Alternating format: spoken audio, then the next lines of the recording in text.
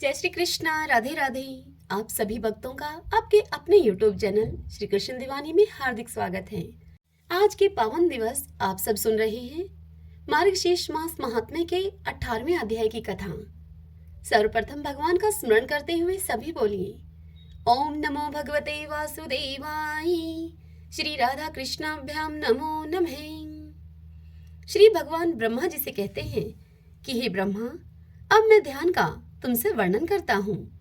शोभाशाली उद्यान से घिरी हुई एक स्वर्णमयी स्थली है। उसमें जगमगाते हुए रत्नों का बना हुआ एक प्रकाशमान मंडप है। उसके भीतर कल्प वृक्ष शोभा पा रहा है। उसके नीचे उद्दीप्त रत्नमय सिंहासन है। उस सिंहासन के ऊपर कमल का आसन है और उस कमल के आसन के ऊपर बाल गोपाल श्याम सुंदर श्री कृष्ण विराजमान हैं। उनके श्रीअंगों की कांति महानील मणि के समान श्याम है। उनकी अत्यंत बाल्यावस्था है। उनके मुख के समीप तक चिकने काले और घुंघराले बाल बिखरे हुए हैं। उनसे उनके मुग्ध मुखारविंद की ऐसी शोभा हो रही है मानो खिले हुए कमल पर भ्रमरों के समूह छा रहे हों। उनके नेत्र नील कमल के समान परम सुंदर हैं। फूल के समान खिले हुए गाल उनके हिलते हुए कुंडलों से अतिशय सुशोभित हो रहे हैं। उनकी नुकीली नाक, लाल होठ और मंद मुस्कान से सुशोभित मुख सभी कुछ सुंदर है। कंठ में अनेकानेक चमकते हुए आभूषण उनकी शोभा को बढ़ा रहे हैं। वे विकसित कमल के समान बगनखा पहने हुए हैं। उनके नेत्र सुंदर हैं। गौओं की धूलि पड़ने से उनका वक्षस्थल दूषित हो रहा है। उनके सभी अंग हष्ट पुष्ट हैं। स्वर्णमय अलंकारों से उनकी दीप्ति बढ़ रही है। मनोहर पिंडलियों और जांघों से सुशोभित कटी प्रदेश में उनकी करधनी बंधी हुई है, जिसकी शुद्र घंटिकाओं से मधुर झनकार हो रही है। बंधुजीव पुष्प के समान लाल लाल हथेली और लाल कमल के समान चरणों की उदार शोभा से वे बड़े सुशोभित हैं। वे मंद मंद हंस रहे हैं। उनके दाहिने हाथ में खीर है और उनके बाएं हाथ में वे तुरंत का निकला हुआ शुद्ध माखन लिए हुए हैं। गायें और गोपियां वे उनको घेर कर बैठी हुई हैं। इंद्र आदि देवता भी उनके चरणों में मस्तक झुकाते हैं। शेषनाग और वज्र आदि से उपलक्षित उन देवादिदेव भगवान श्री कृष्ण का चिंतन करके भक्ति भाव से नरम होकर प्रातःकाल उनकी पूजा करें और माखन मिश्री, दूध, दही एवं कमल आदि अर्पण करके उन्हें प्रसन्न करें। श्रीमन नारायण नारायण हरि हरि, भजमन नारायण नारायण हरि हरि। श्री महादेव जी देवी पार्वती से कहते हैं, हे पार्वती, अब मैं गीता के 16वें अध्याय का तुमसे महात्म्य बताऊंगा। सुनो। गुजरात में सौराष्ट्र नामक एक नगर है। वहां खड़ग बाहु नाम के एक राजा राज्य करते थे, जो कि दूसरे इंद्र के समान प्रतापी थे। उनके पास एक हाथी था जो कि मद बहाया करता था और सदा मद से उन्मत्त रहता था। उसी हाथी का नाम अरिमर्दन था। एक दिन रात में वह हाथी हठात सांकलों और लोहे के खंभों को तोड़ फोड़ कर बाहर निकला। हाथीवान उसके दोनों ओर अंकुश लेकर डरा रहे थे उसे, किंतु क्रोधवश वह हाथी उन सब की अवहेलना करके अपने रहने के स्थान हाथीसार को उसने ढहा दिया। उस पर चारों ओर से भालों की मार पड़ रही थी, फिर भी हाथीवान ही डरे हुए थे। हाथी को तनिक भी कोई भय नहीं होता था। इस कौतूहलपूर्ण घटना को सुनकर राजा स्वयं हाथी को मनाने की कला में निपुण अपने राजकुमारों के साथ वहां पर आए। आकर उन्होंने उस बलवान दैंतेले हाथी को देखा। नगर के निवासी अपने समस्त काम धंधों को छोड़कर अपने बालकों को भय से बचाते हुए बहुत दूर खड़े होकर उस महाभयंकर गजराज को देखते रहे। इसी समय कोई ब्राह्मण तालाब से नहाकर उसी मार्ग से लौटे। वे गीता के 16वें अध्याय के कुछ श्लोकों का जप कर रहे थे। पूर्ववासियों और पिलवानों ने उन्हें बहुत मना किया, किंतु उन ब्राह्मण देव ने किसी की एक न मानी। उन्हें हाथी से कोई भय नहीं था, इसीलिए वे ब्राह्मण देव विचलित नहीं हुए। उधर हाथी अपने फुत्कार से चारों दिशाओं को व्याप्त करता हुआ लोगों को कुचलता जा रहा था। वे ब्राह्मण उसके बहते हुए मद को हाथ से छूकर कुशल पूर्वक वहां से निकल गए। इससे वहां राजा तथा देखने वाले पुरवासियों के मन में इतना विस्मय हुआ कि उसका वर्णन नहीं हो सकता। राजा के कमल नेत्र चकित हो उठे थे। फिर राजा ने ब्राह्मण को बुलाकर सवारी से उतरकर उन्हें प्रणाम किया और उनसे पूछा, हे ब्राह्मण, आज आपने यह महान अलौकिक कार्य किया है, क्योंकि इस काल के समान भयंकर गजराज के सामने से आप सुकुशल लौट आए हैं। हे प्रभु, आप किस देवता का पूजन और किस मंत्र का जप करते हैं, यह हमसे कहिए। आपने कौन सी सिद्धि प्राप्त की है? राजा की इस बात को सुनकर वह ब्राह्मण बोला, हे राजन, मैं प्रतिदिन गीता के 16वें अध्याय के कुछ श्लोकों का जप किया करता हूँ। उसी से ये सारी सिद्धियां मुझे प्राप्त हुई हैं। महादेव जी देवी पार्वती को इस कथा को सुनाते हुए आगे कहते हैं, हे पार्वती, तब हाथी का कौतूहल देखने की इच्छा छोड़कर राजा ब्राह्मण देवता को साथ लेकर अपने महल में आए। वहां शुभ मुहूर्त देखकर 1,00,000 स्वर्ण मुद्रिकाओं को राजा ने उस ब्राह्मण को दक्षिणा स्वरूप दिया। उन्होंने ब्राह्मण को संतुष्ट किया और उनसे गीता मंत्र की दीक्षा ली। गीता के 16वें अध्याय के कुछ श्लोकों का अभ्यास कर लेने के बाद उनके मन में हाथी को छोड़कर उसके कौतुक देखने की इच्छा जागृत हुई। फिर तो एक दिन सैनिकों के साथ बाहर निकलकर राजा ने हाथीवानों से उसे मत गजराज का बंधन खुलवाया। उन्हें उस हाथी से कोई भय न लगा। वह पुरानी सब बातें भूल गए। राज्य के सुख विलास के प्रति आदर का भाव नहीं रहा। राजा अपने जीवन को तृणवत समझकर अब हाथी के सामने चले गए। साहसी मनुष्यों में अगर गण्य राजा खड़गबाहु मंत्र पर विश्वास करके हाथी के समीप गए और मद की अनवरत धारा बहाते हुए उसके गंड स्थल को हाथ से छूकर शोकुशल वापस लौट आए। काल के मुख से धार्मिक और खल के मुख से साधु पुरुष की भांति वह राजा उस गजराज के मुख से बचकर निकल आए। नगर में आने पर उन्होंने अपने राजकुमार को राज्य पर अभिषिक्त कर दिया और स्वयं गीता के 16वें अध्याय का जप करके वह राजा परम गति को प्राप्त हुआ। श्रीमन नारायण नारायण हरि हरि, भजमन नारायण नारायण हरि हरि।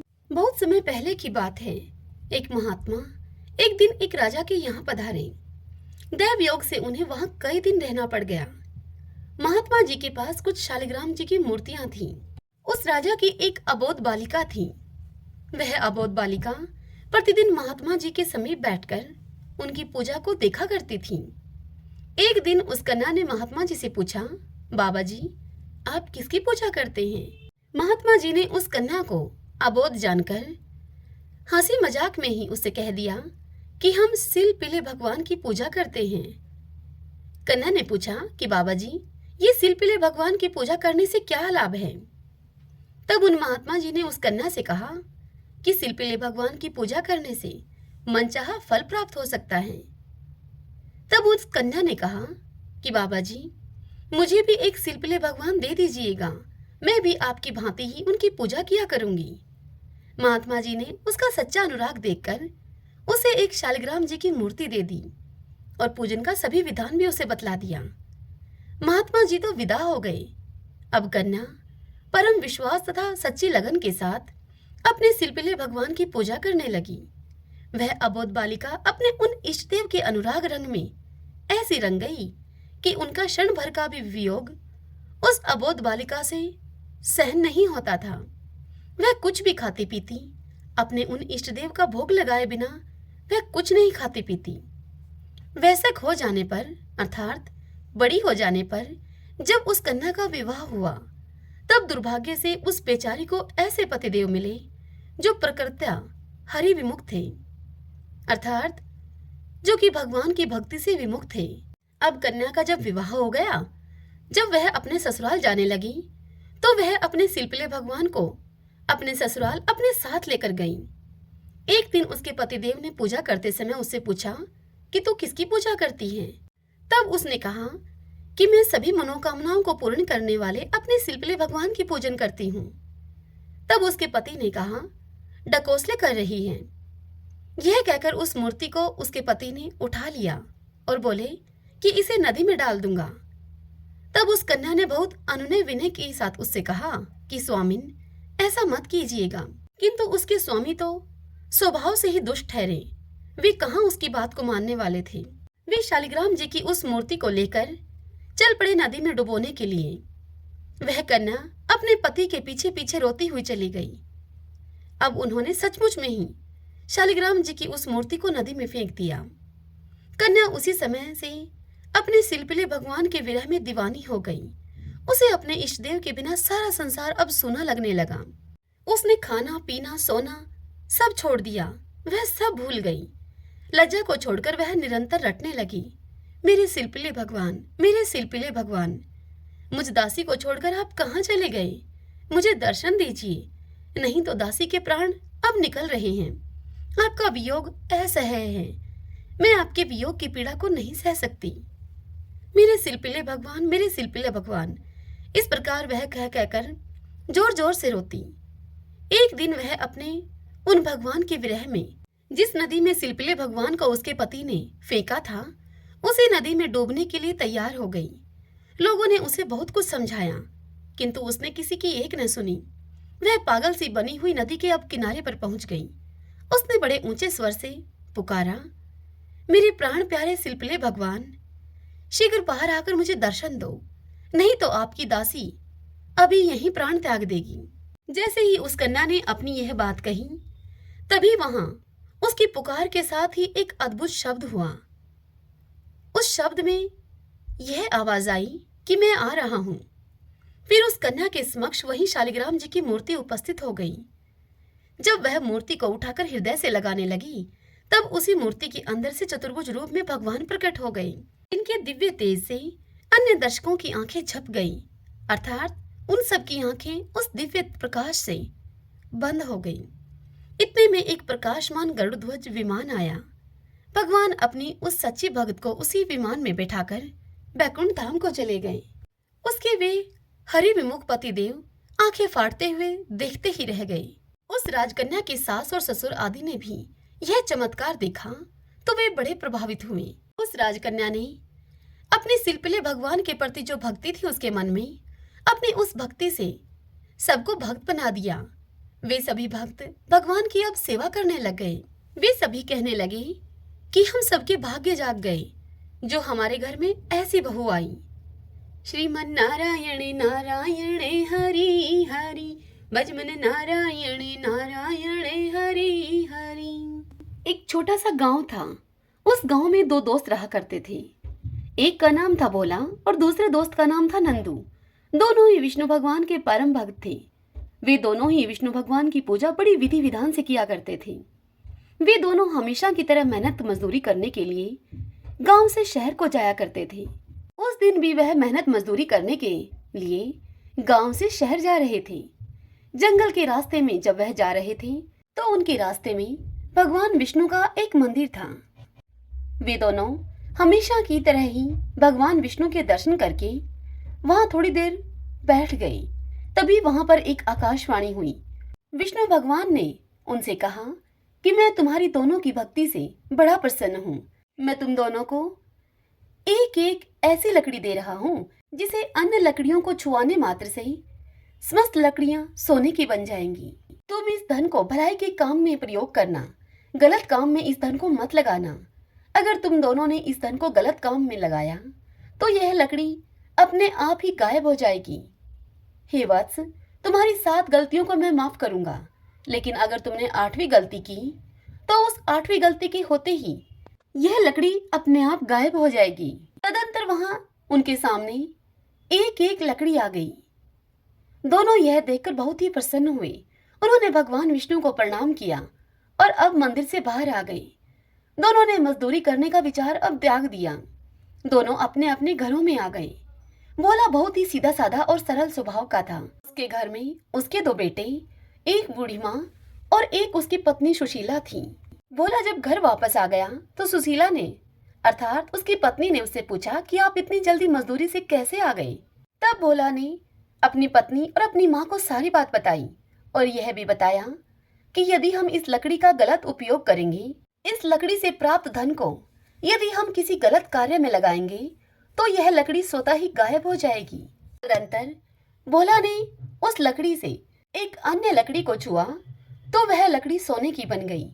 अब भोला ने उस लकड़ी के पैसों से भलाई का काम किया। उसने स्कूल खुलवाए, बाग बगीचे बनवाए, अनाथ आश्रम खुलवाए, गरीबों में दान किया, गरीबों को खाना खिलाया।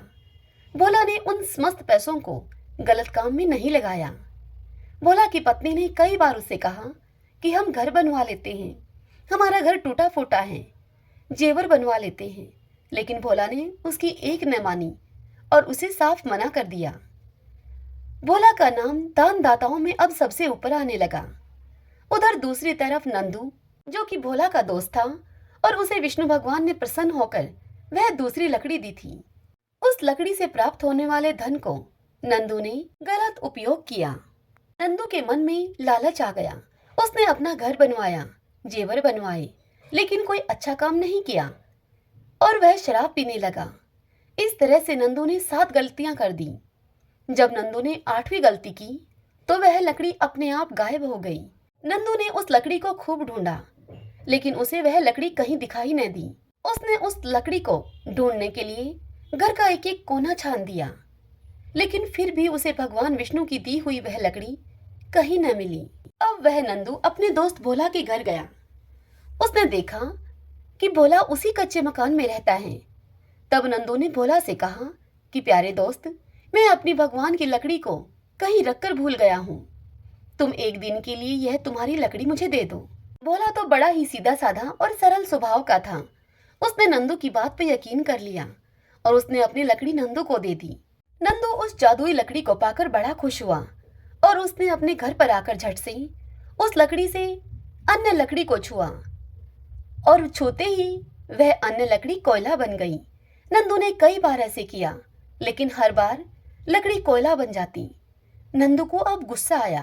वह भोला के घर गया और लगा उस पर गुस्सा करने कि तुमने लकड़ी बदल दी है। तब भोला ने अपनी उस लकड़ी से अन्य लकड़ियों को छुआ, तो जैसे ही छुआ समस्त लकड़ियां सोने की बन गई। नंदू अब पछताने लगा। उसे भोला से अब जलन होने लगी। अब नंदू ने जलन के मारे उस नगर के राजा से भोला की शिकायत कर दी और राज दरबार में जाकर राजा से कहा कि महाराज, इस गांव में मेरा एक दोस्त है जिसका नाम है भोला। उसके पास एक ऐसी लकड़ी है जो दूसरी लकड़ियों को छूते ही उन्हें सोने की बना देती है। महाराज, वह लकड़ी तो आपके राजमहल में होनी चाहिए। तब राजा ने सारी बात सुनकर उसकी अपने सिपाहियों को भेजकर वह लकड़ी दरबार में मंगवा ली और भोला को भी दरबार में बुलाया।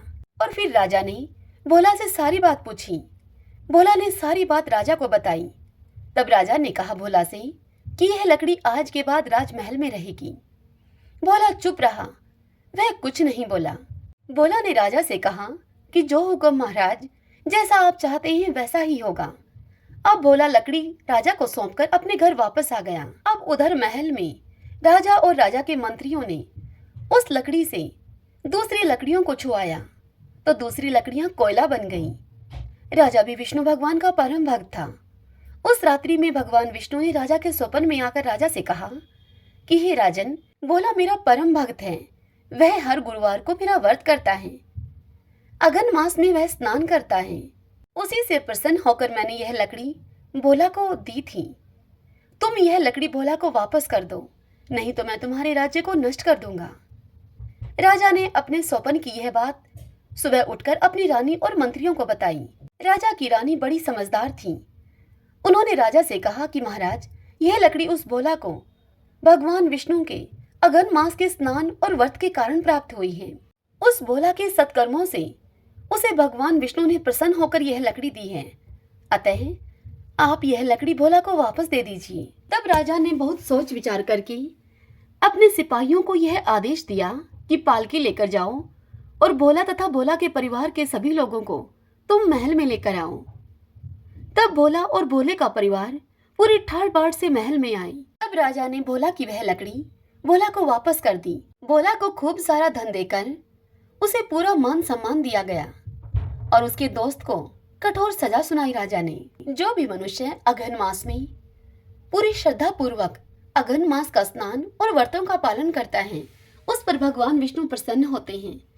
उस मनुष्य की सभी मनोकामनाएं भगवान विष्णु की कृपा से पूर्ण होती हैं। सभी बोलिए विष्णु भगवान की जय। अब हम श्री विष्णु सहस्त्रनाम स्तोत्र का पाठ करें। यस्य स्मरणमात्रेण जन्म संसार बन्धनात् विमुच्यते। नमस्तस्मै विष्णवे प्रभविष्णवे। नमः समस्तभूतानामादिभूताय भूभृते अनेक रूपाय विष्णवे प्रभविष्णवे। ओम विश्वं विष्णु है वषट्कारो भूत भव्य भवत् प्रभु है। भूतकृत भूतभृत भावो भूतात्मा भूत भावने। भूतात्मा परमात्मा च मुक्तानां परमागति है। अव्यय पुरुष साक्षी क्षेत्रज्ञो अक्षर एव च। योगो योग विद्याम नीता प्रधान पुरुषेश्वर है। नारसिंह वपु है श्रीमान केशव पुरुषोत्तम है। सर्व शिव स्थाणु भूतादि निर्भय है। संभव भावनो भ्रता प्रभु प्रभु ईश्वर है। स्वयंभू है शंभुरादित्य पुष्कराक्षो महास्वन है। अनादि नित्नो दाता विद्याता धातुरुत्तम है। अपरमेयो हर्षिकेश पदम नाभो अमर प्रभु है। विश्वकर्मा मनुस्त्वष्टा सत्विष्टो सत्विरो ध्रुव है। अग्रहा है शाश्वता कृष्ण है लोहिताक्ष प्रतर्दन है। प्रभु त्रिकुब्धाम पवित्रम मंगलम परम। ईशान प्राणदय प्राण ज्येष्ठ श्रेष्ठ प्रजापति है। हिरण्यगर्भ भूगर्भ माधवो मधुसूदन है। ईश्वरो विक्रमी धनवी मेधावी विक्रम कर्म है। अनुत्तमो दुरादर्श कृतज्ञ कर्तिरात्मवान है। सुरेश शरणम शरम विश्वरीता प्रजा भवः। अह संवत्सरो व्याल है प्रत्यय सर्वदर्शन है। अजय है सर्वेश्वर सिद्ध सिद्धि सर्वादिरच्युत है। वर्षा कपिर में आत्मा सर्वयोग विनीय सरत है। वसु है वसु मना है सत्य समात्मा असम्मति है समय है। अमोघ है पुंडरी काक्षो वर्षकर्मा वर्षा करती है। रुद्रो है बहुशिरा है बबरू है विश्व योनि शुचिश्रवा है। अमृत शाश्वत स्थाणु वरारो महातपा है। सर्वज्ञ सर्व विद्वानो विश्वक्षिनो जनार्दन है। वेदो है वेद विद्यांगो वेदांगो वेद विद कवि है। लोकादक्ष सुरादक्ष धर्मादक्ष कृता कृत है। चतुरात्मा चतुर्व्यूह चतुर्दृश्य चतुर्भुज है। भ्राजी शृणु भोजनम भोक्ता शेषणु जगदादिजय है। अनगो विजयो जेता विश्व योनि पुनर्वसु है। उपेंद्रो वामन प्रांशु अमोघ सुचि ऊर्जित है। अतीन्द्रिय है संग्रह सर्गो धर्तात्मा नियमोयम है। वेदो वैदय सदा योगी वीर माधवो मधु है। अतीन्द्रियो महामायो महोत्साहो महाबल है। महाबुद्धि महावीर्यो महाशक्ति महादुति है। अनिर्देश्य वपु है श्रीमान अमे आत्मा महाद्रीद्रक है। महिश्वासो महिव्रता श्रीनिवास सताम गति है। अनिरुद्ध सुरानंदो गोविंदो गोविंदाम पति है। मरीचि है दमन हंसो शो पर्णो भुज गौतम है। हिरणाभ सूतपा पदम नाभ प्रजापति है। अमृत्यु है सर्वद्रक है सिंह संदाता संधिमान स्त्र है। अजो है दुर्मुष्ण शास्ता विश्वतात्मा सुरारिया है। गुरु है गुरुत्तमो धामो सत्य सत्य पराक्रम है। निमिष है अनिमिष है सत्रगवि वाचस्पति रुधारदी है। अग्रणी है ग्रामणी है श्रीमान न्याय नेता समीरण है। शस्त्र मूर्धा विश्वात्मा शस्त्राक्ष शस्त्रपात। आवर्तनो निर्वर्तात्मा संवर्त सन पर मर्दन है। अह संवर्तको वहनीय अनिलो धरणी धर है। सुप्रसाद प्रश्नात्मा विषवदरक विषव भुग विभु है। सत्कृता सत्कृत साधु जहनो नारायणो नर है। असंख्यो अपरमे आत्मा विशिष्ट शिष्ट कर सुचि है। सिद्धार्थ है सिद्धि संकल्प है सिद्धि द सिद्धि साधन है। वर्षाई वर्षभो विष्णु वर्ष परवा वर्षोदर है। वर्धनो वर्धमान है विविक्त श्रुति सागर है। सुभजो दुर्धरो वाग्मी महेंद्रो वसुधो वसु है। नेक रूप व्रत रूप है सिप वृष्टि प्रकाश ने है। औजस्ते जो दूती दर प्रकाशात्मा प्रताप ने है। रिद्ध स्पष्ट अक्षरो मंत्र चंद्राशो भास्कर धोती है। अमृतम शुद्ध भानु शशबिंदु सुरेश्वर है। औषधम जगते सेतु सत्य धर्म पराक्रम है। भूत भव्य भवननाथ है पवने पावनो अनल है। काम काम कृतकांत है काम है काम प्रदय प्रभु है। युगाधिकृत युगावर्तो नेकमायो महाशन है। अदृश्य अव्यक्त रूप शस्त्रजित अनंत जित है। इष्टो अवशिष्ट शिष्टेष्ट शिखंडी नवशो वर्ष है।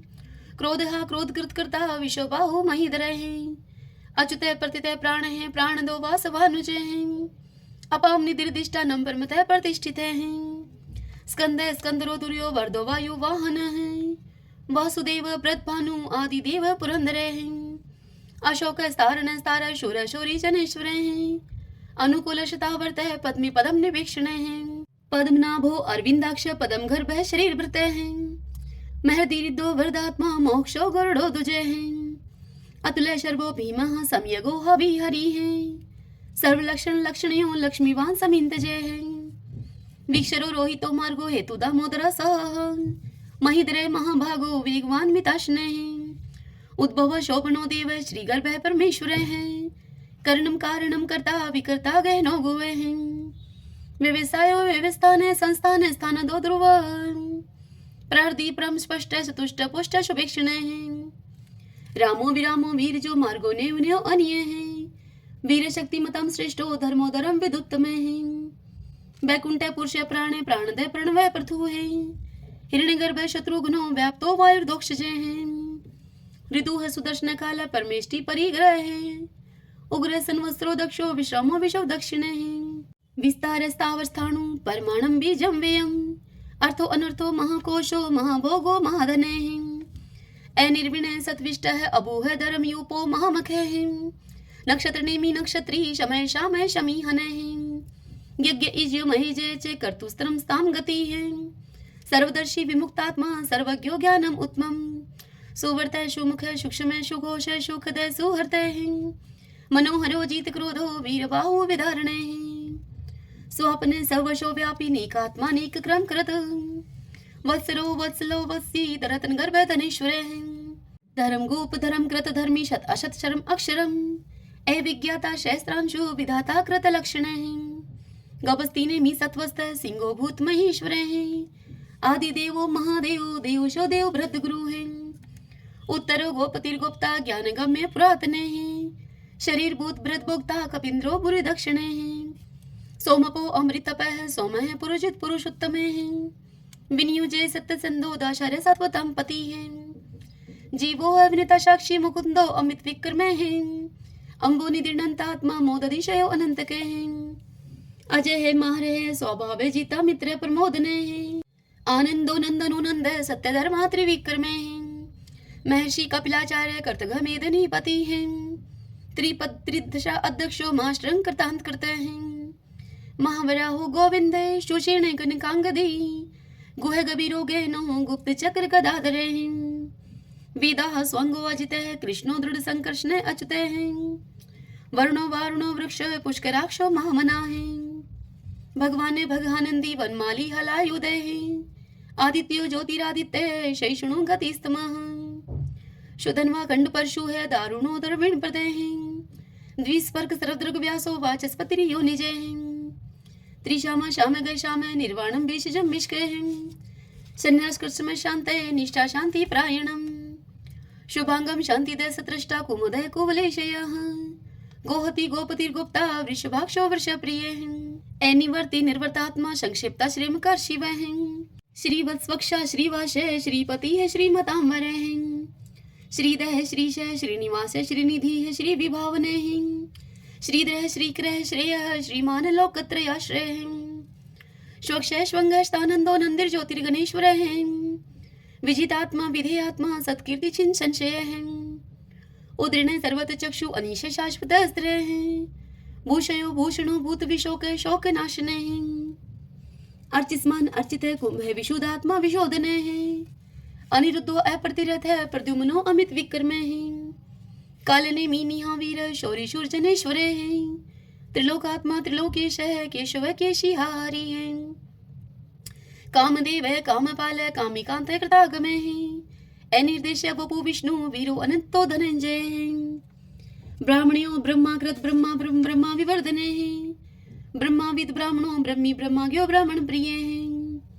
महाकर्मो महाकर्मा महातेजा महोरगे महाक्रतु महायुज्वा महायगो महावीर सत्वय स्तव प्रिय स्तोत्रम स्तुतरण प्रिय पूर्ण पुरिता पुण्य पुण्य कीर्ति अनामय मनोजव तीरथ करो वसुरेता वसु हृदय वसुप्रदो वासुदेवो वसु है वसु मना हावी है सदगति है सत्कृति है सत्ता सद्भूति सत्य प्रायण सूरसेनो यदुश्रेष्ठ सन्निवास स्वया मुने भूतावासो वासुदेव सर्वासु निलयो अनिल दृपहा दृप्तो दृप्तो दुर्दुरो अपराजित विश्वमूर्ति महामूर्ति दीप्तमूर्ति अमूर्तिमान अनेक मूर्ति अव्यक्त है शतमूर्ति शतानन एकोनेक स्वः किमि तत्पद अनुत्तमम् लोकबंधु लोकनाथो माधवो भक्त वत्सल सुवर्ण वर्णो हेमांगो व्रांग चंदनांग दी वीरहा विश्व शून्यो गर्ताशी अचले चले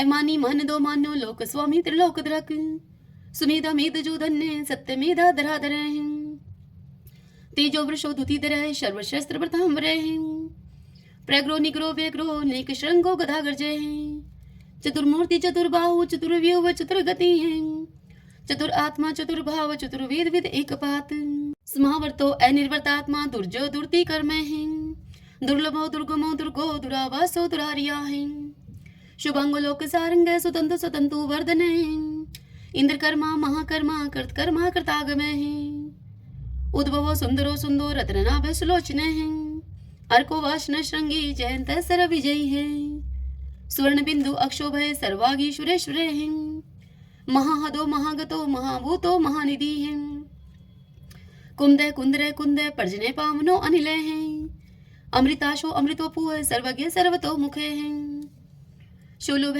शुभर्त सिद्ध शत्रुज शत्रुतापन है ने क्रोध उदम्बरो अशुत चाणुरांत निशोधन है शस्त्रार्ची सप्त जीव सप्तदा सप्त वाहन है अमूर्ति अनग अचिंत्य भय करद भय नाशन है अणुः व्रतः कृश स्थूल गुण व्रत निर्गुण महान है ऐद्रत सवद्रत श्वासय प्रागवंशो वंशवर्धन है भार व्रत कथित योगी योगीश सर्व कामदय है आश्रम शर्मण श्याम सुपर्णो वायु वाहन है धनुर्धरो धनुर्वेदो दंडो दमिता दम है अपराजित सर्वशहो नियंता नियमो अयम है सत्ववान सात्विक सत्य सत्य धर्म प्रायण है अभिप्राय प्रियारो अर्ह प्रियकृत प्रतिवर्धन है विहार सगति ज्योति है सुरुचि उद्भुग विभु है रवि विरोचन सूर्य है सविता रवि लोचन है अनंत हूत भूत भोक्ता सुख दो नेक जो अग्रजय है अनिवृण सदामर्षि लोकधिष्ठानम अद्भुत है